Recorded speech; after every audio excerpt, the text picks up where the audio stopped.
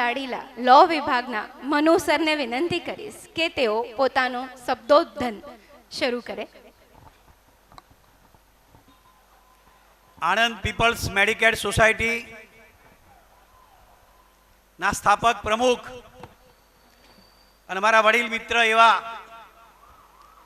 શ્રી બિપિનચંદ્ર પી પટેલ વકીલ સાહેબ, જો આજથી 25 વર્ષ પૂર્વે આ સંસ્થાની અંદર જે બીજ રોપ્યું અને આજે આપણે સૌ આ વટવૃક્ષ જે નિહાળી રહ્યા છીએ તે અને તેની સાથે સંકળાયેલી 22 શૈક્ષણિક સંસ્થાઓ, એક સંસ્થાથી શરૂ કરી આજે 22 કોલેજોનું મોટું વટવૃક્ષ આપણે જે નિહાળી રહ્યા છીએ. અને આજે સરદાર વલ્લભભાઈ પટેલ ની 150મી જન્મ જયંતિ એટલે સાર્ધ શતાબ્દી મહોત્સવ ના પ્રસંગે આપ સૌ ઉપસ્થિત છો. આપ સૌનું સંસ્થા વતી હૃદયપૂર્વક સ્વાગત કરું છું. મારી વાણી હું શરૂ કરું એ પહેલા મારું મંગલાચરણ કરીશ. વસુદેવ વસુતમ દેવમ કંસચારણમર્દનમ દેવકી પરમાનંદમ કૃષ્ણં વંદે જગદ્ગુરુમ શંકરં શંકરાચાર્યં કેશવં બાદરાયણં શ્રુતભાષ્યકૃતો વંદે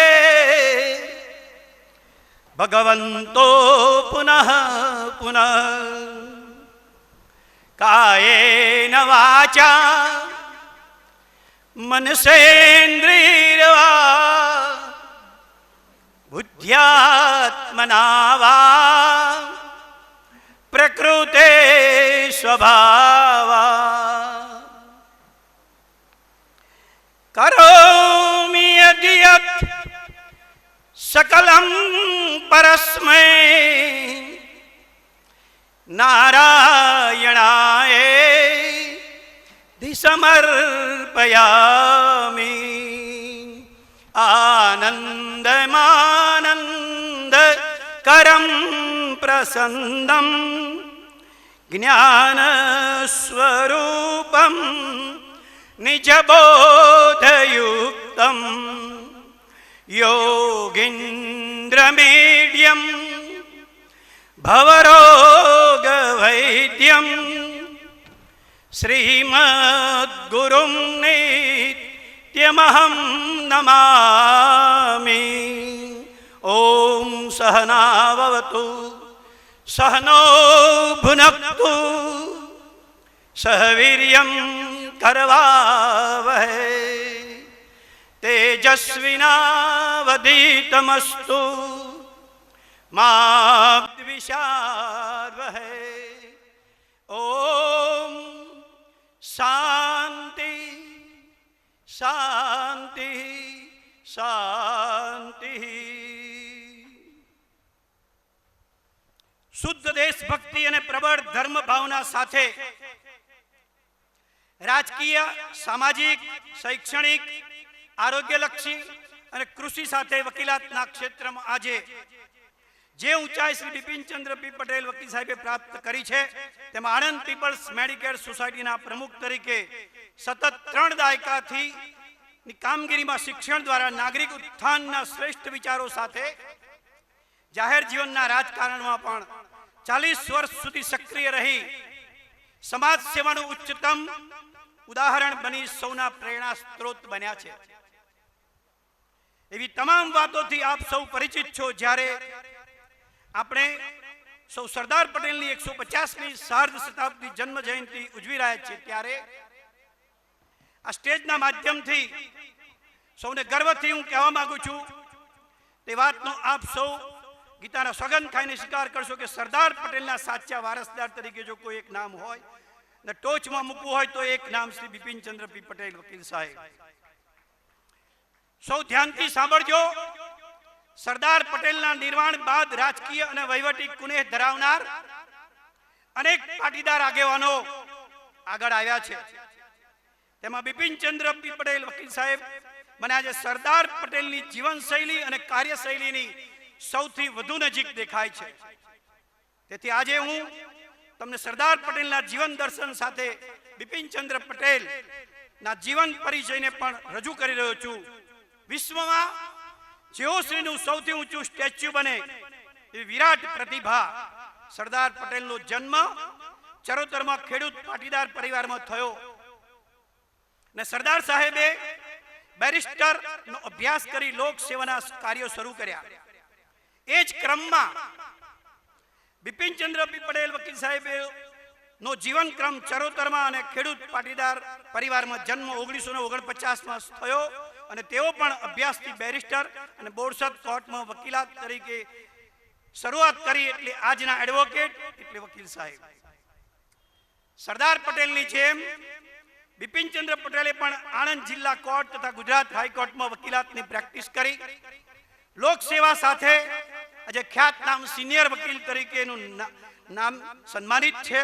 શિક્ષણવિદ અને સફળ કેળવણીકાર તરીકે બિપિનચંદ્ર પી પટેલે સરદાર પટેલ યુનિવર્સિટીમાં સેનેટ સભ્ય તરીકે 2001 થી અને લો ફેકલ્ટીના સિન્ડિકેટ સભ્ય તરીકે વર્ષ 2003 થી સતત ચૂંટાતા રહ્યા ને સરદાર પટેલ યુનિવર્સિટીના વિદ્યાર્થીઓના ઉચ્ચ શિક્ષણ માટે કરેલા મહત્વના કાર્યો પૈકી માત્ર 2-3 જણાવું તો સરદાર પટેલ યુનિવર્સિટીમાં સેલ્ફ ફાઇનાન્સ હેઠળ લેબ ટેકનિશિયન એટલે કે MLT નો કોર્સ સૌપ્રથમ વર્ષ 2000 મિલેનિયમ વર્ષમાં શરૂ કરવા સાથે આજે ઓક્યુપેશનલ થેરાપીની ડોક્ટરની ડિગ્રીનો અભ્યાસક્રમ પણ સૌપ્રથમ શરૂ કરી.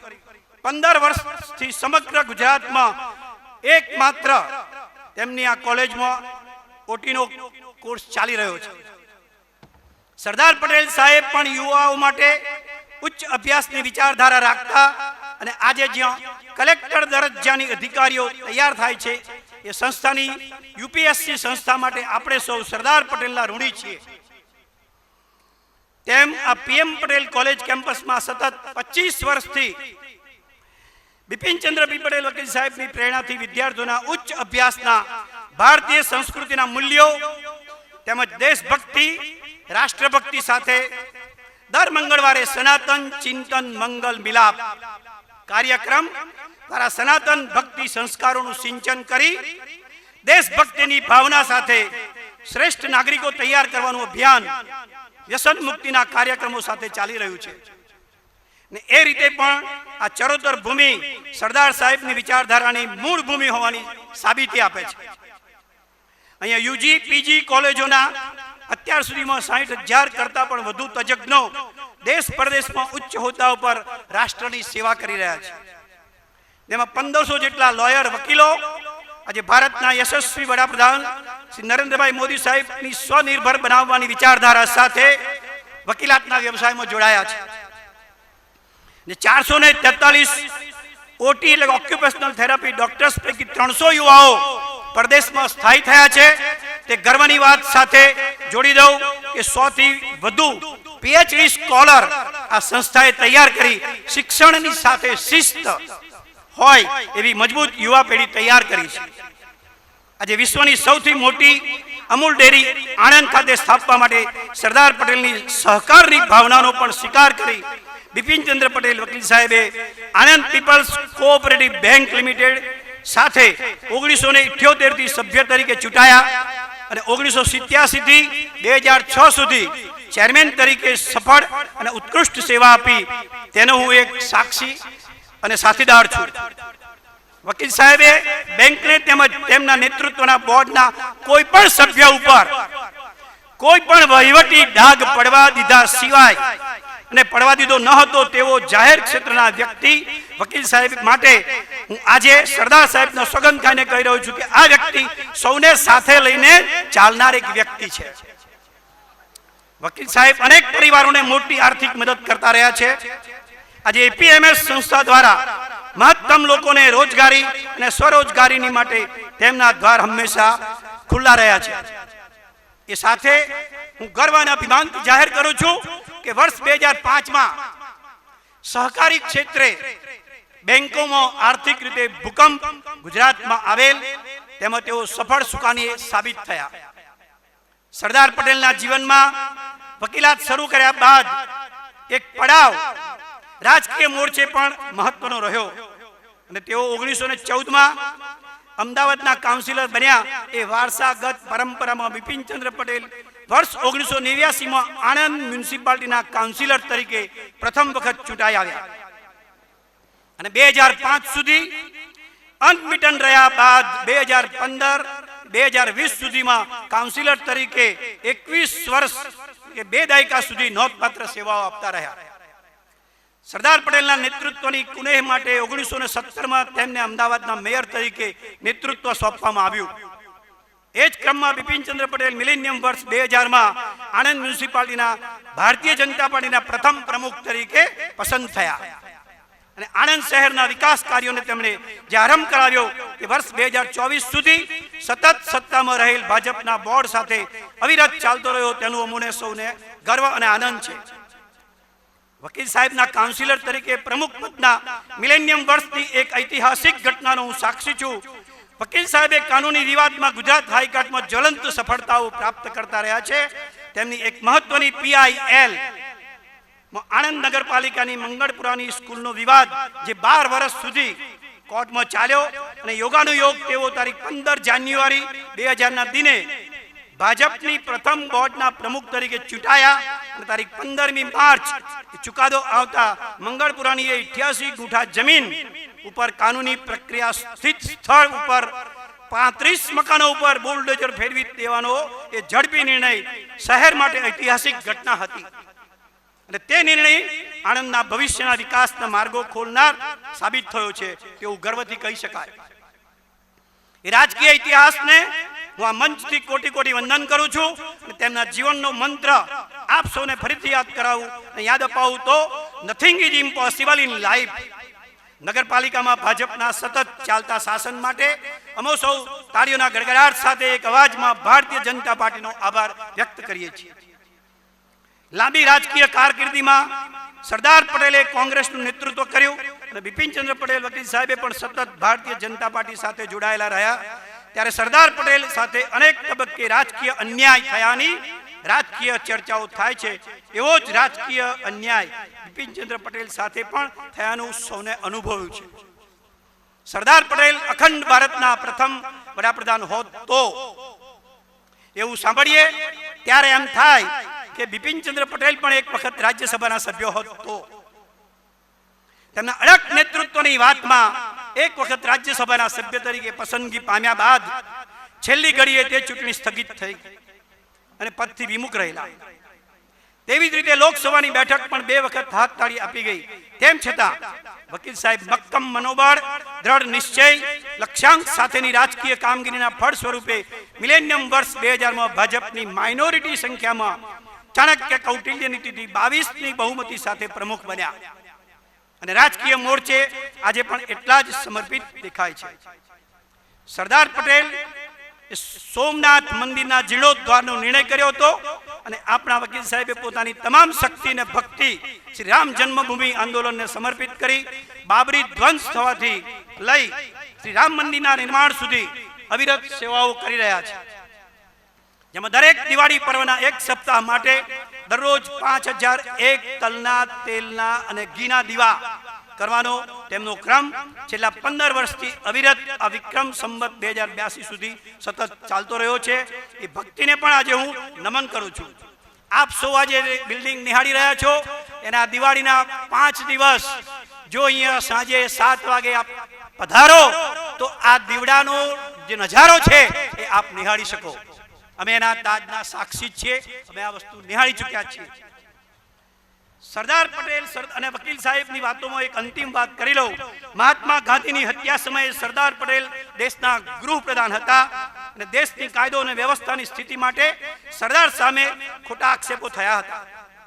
એમ અમારા પરમ મિત્ર બિપિનચંદ્ર પટેલ સામે પણ IPC 307, 302 સુધીની આક્ષેપો થયા જેમાં તેઓ નિડરતાથી કોઈ પણ જાતના દોષ કે દાગ વિના મુક્ત થયા.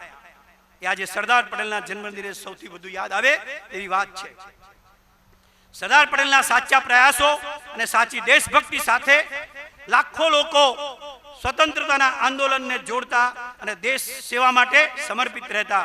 તે વારસાગત પરંપરામાં આ અંબા અને હનુમાન દાદાના પરમ ભક્ત હોવા સાથે બિપિનચંદ્ર પટેલ દેશ માટે સતત સમર્પિત રહી શિક્ષણ ક્ષેત્રના મહત્તમ સમય આપવા સાથે આજે 76 વર્ષની વયે દરેક વિદ્યાર્થી વ્યક્તિ પોતાના પગ ઉપર ઊભો રહી પ્રગતિ અને વિકાસ કરી શકે તે માટે તેઓ મદદરૂપ થાય છે.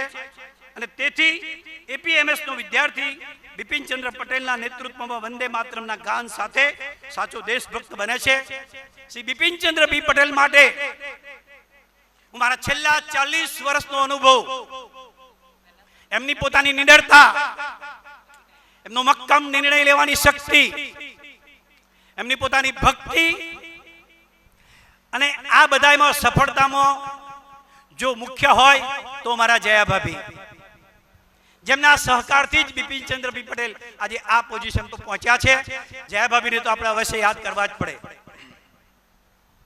સરદાર સાહેબના ક્રમમાં બિપિનચંદ્ર પટેલે જે કંઈ આ સંસ્થા તૈયાર કરવામાં, સંસ્થા બનાવવામાં જે કોઈ એમણે કોઈ પણ પ્રકારનો આર્થિક સહયોગ બહારથી લીધા સિવાય આજે સંકુલ આપણે નિહાળી રહ્યા છીએ તેમાં એમણે જે શક્તિ અને ભક્તિ નું આ પરિણામ હું નિહાળી રહ્યો છું.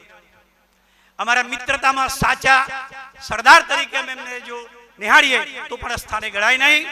અને સાચા સરદાર તરીકે એમને પોતાના આજથી 1100 દિવસ પહેલા, એટલે કે 150 શુક્રવાર પહેલા એમને એક આ લોખંડી નિર્ણય લીધો અને વિચાર્યું કે 31મી ઓક્ટોબર 2025 ના રોજ સરદાર સાહેબની જન્મ જયંતિ અર્ધ શતાબ્દી મહોત્સવ આપણે ઉજવીએ એ પહેલા 150 શુક્રવારથી અમારી આ કેમ્પસની અંદર આજે અમારું ઓડિટોરિયમ છે તે ઓડિટોરિયમમાં દર શુક્રવારે આ પ્રસંગ ઉજવાઈ રહ્યો છે.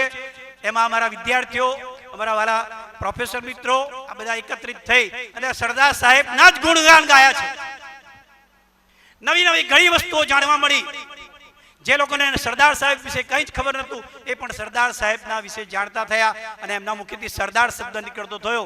અને સાહેબે સરદારની એક માળા દરરોજ કરવાની એવો એમણે જે સંકલ્પ કરાવ્યો તે એ સરદારના વિચારો જો જે વ્યક્તિ પાસે હોય એને જ આ વિચાર આવી શકે. ટૂંકમાં કહું તો આજનો આ પ્રસંગ ભગવાનને આપણે સાથે રાખીને અને આજે મંચમાં આપણે બિરાજમાન છીએ તે મંચ તૈયાર કરવામાં ડોક્ટર પાર્થ પટેલને એમની ટીમને જેટલા અભિનંદન આપીએ એટલા ઓછા પડે.